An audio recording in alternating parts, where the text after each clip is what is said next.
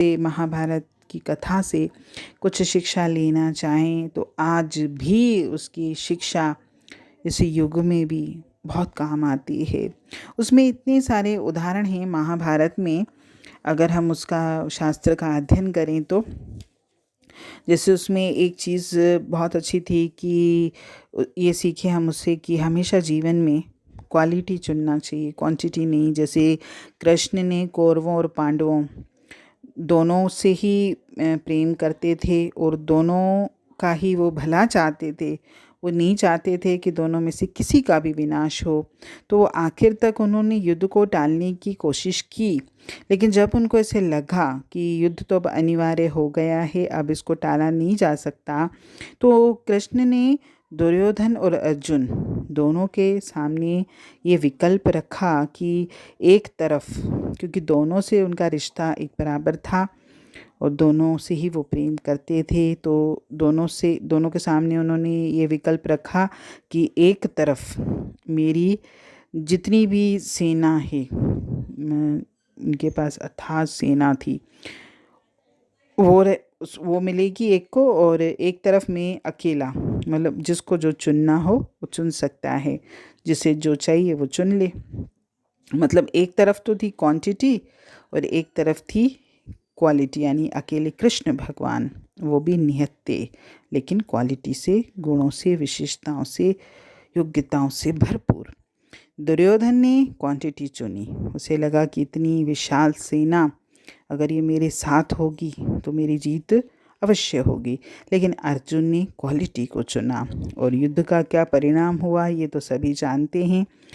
इसीलिए गिनती की दौड़ में न पड़ें, गुणवत्ता की खोज करें। और जो व्यक्ति गिनती की दौड़ में नहीं पड़ता, क्वालिटी को महत्व देता है, वो जीवन में ज़रूर जीतता है।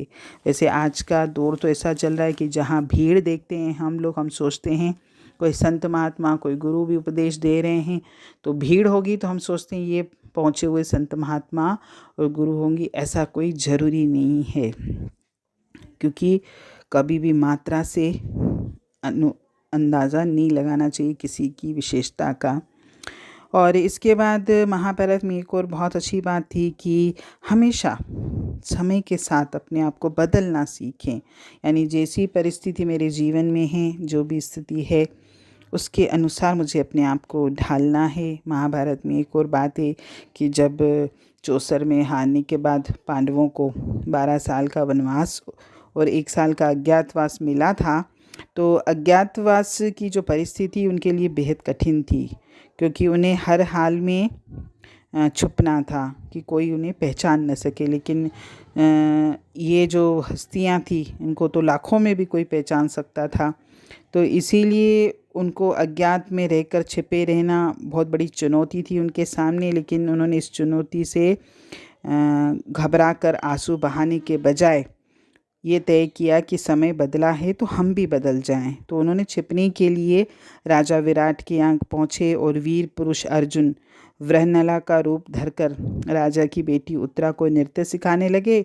युधिष्ठिर जो खुद चौसर में हार गए थे, वे राजा विराट को चौसर सिखाने लगे और उसी बहाने उनको महल में रहने की अनुमति भी मिल गई। और भीम, जिनका भोजन सैकड़ों रसोइये मिलकर बनाते थे, वे खुद रसोइया बन गए।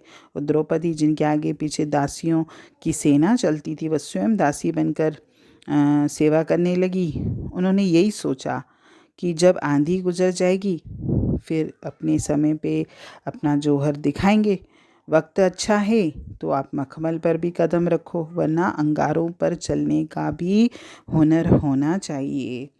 और महाभारत की जो बातें हैं, इससे हमको बहुत अच्छी शिक्षा मिलती है और हम जीवन में यही करें। एक बात कि हम जीवन में हमेशा क्वालिटी, गुणों को महत्व दें, भीड़ को महत्व न दें, और समय और परिस्थिति के अनुसार खुद को बदलें। हरि ओम।